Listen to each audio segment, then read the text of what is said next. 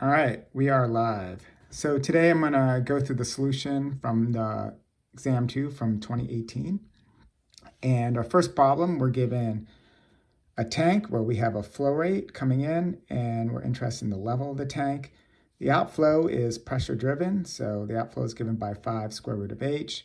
Our inlet concentration, our inlet flow rate is initially 10 meters cubed per minute, and then we're going to consider later a step from 10 to 20 meters cubed per minute, and the cross-sectional area is 10 meters squared.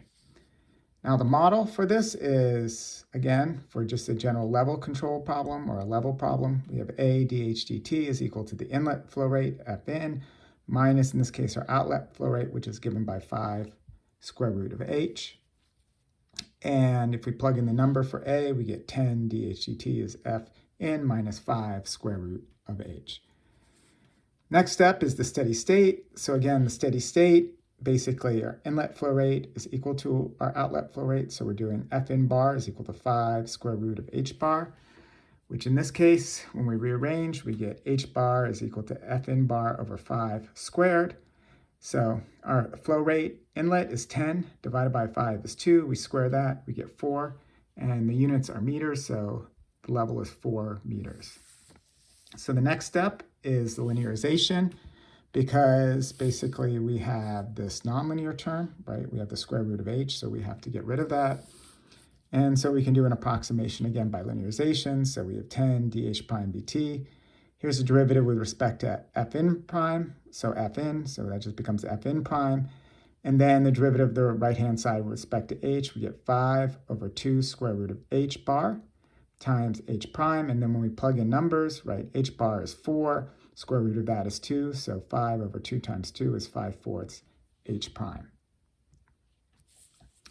So the next thing is to do our transfer function. So what I did here is first I wrote this differential equation up here in standard form. So I basically multiply the equation by 4/5, and I get 40 over 5 dH prime dt plus h prime is equal to 4/5 F inlet prime. And then when I take the Laplace transform, I get h prime is 4/5. 40 over 5 is 8, so that becomes 8s plus 1 Fn prime.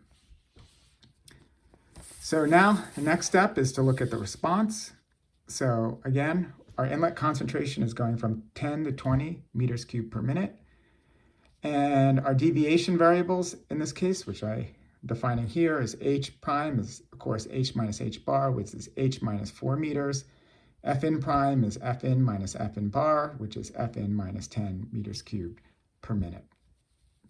So that implies that basically Fn prime, right, if it's initially going from 10 to 20, then the deviation variable is going from 0 to 10, which tells us that we have a step of magnitude 10, so Fn prime is 10 over s.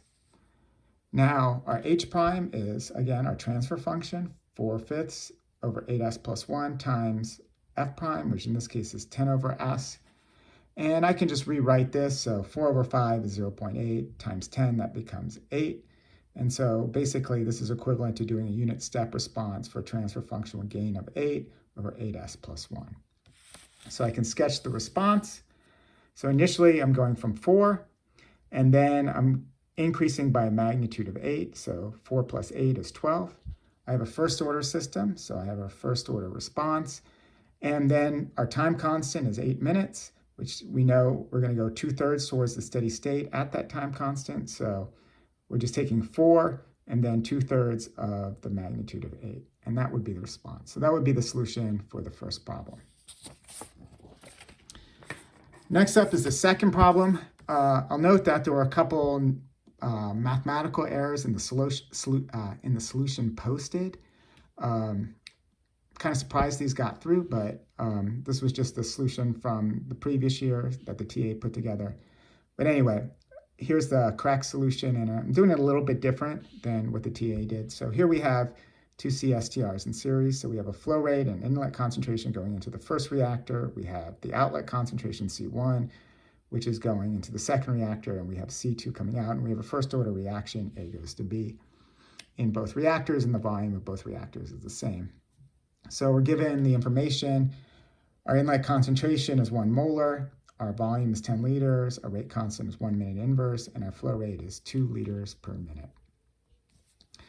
So our model, we just have basically two CSTRs. So dC1 dt is F over V, C naught, the inlet concentration minus the outlet concentration. For the first reactor, it's C naught minus C1 minus K C1.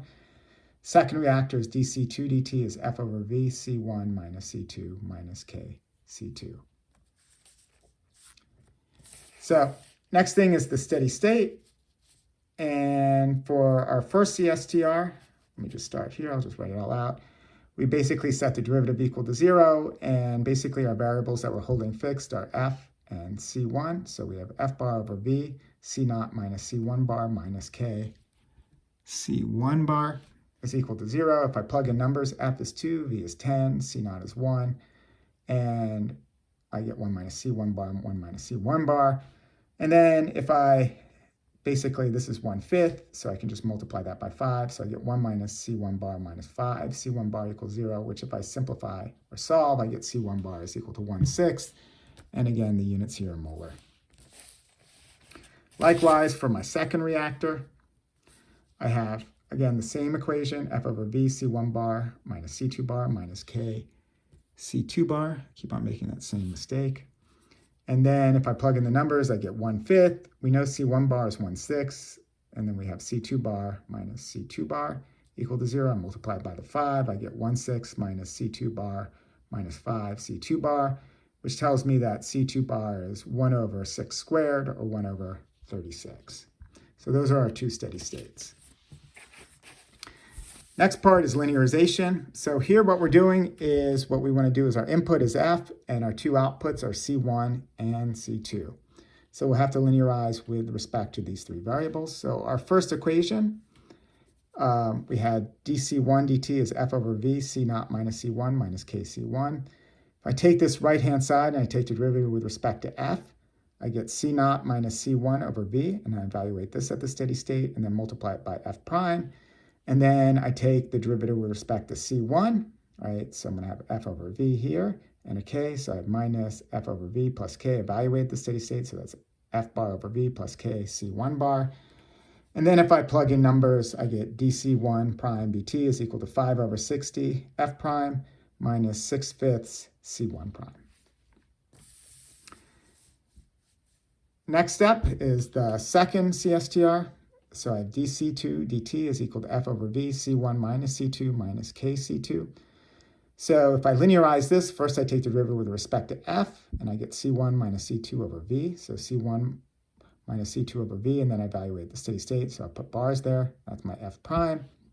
Then if I take the derivative with respect to C1, I just get F over V. So I get F over V, evaluate at the steady state. So F bar over V, C1 prime. And then finally, I take the derivative with respect to C2, and I get F over V plus K, again, evaluated the steady state. I plug in the numbers, and I get 5 over 360 F prime plus 1 over 5 C1 prime minus 6 over 5 C2 prime. And then I have my deviation variables, basically C1 prime is C1 minus 1/6, right? That's the steady state value. C2 prime is C2 minus 1 over 36. And then F prime is F minus 2, and the units are liters per minute. So the final thing in this question was asking about the transfer functions. And so I start with my transfer function. So first my differential equation for the first CSTR. So dC1 prime dt is equal to 5 over 60 F prime minus 6/5 C1 prime. I like putting this in standard form. So I'm just going to multiply everything by 5/6. Right? So I get 5/6 dC1 prime dt plus C1 prime. And then 5 times 5 is 25, 6 times 60 is 360, so I get 25 over 360 F prime. And so then if I evaluate the transfer function, I have my gain, so 25 over 360, all over 5 over 6, S plus 1 times F prime. So that would be my first transfer function. So second equation, I have dC2 prime dt is 5 over 360 F prime plus 1/5 C1 prime minus 6/5 C2 prime. Just as before, I'm going to put this in standard form. I'm going to multiply everything here by 5/6. And so I get 5, 6 dc2 prime bt, and then I'm going to bring the c2 over. So I got c2 prime here. And then 5 times 5 is 25. 6 times 360 is 2,160. F prime plus, 5 over 6 times 1 over 5. I get 5 over 30, C1 prime. And so when I do this, so already I have a transfer function, of course, for the C1 prime, right? That's that transfer function right here. So what I can do is I just evaluate C2 prime. So I have the 5, 6, S plus 1.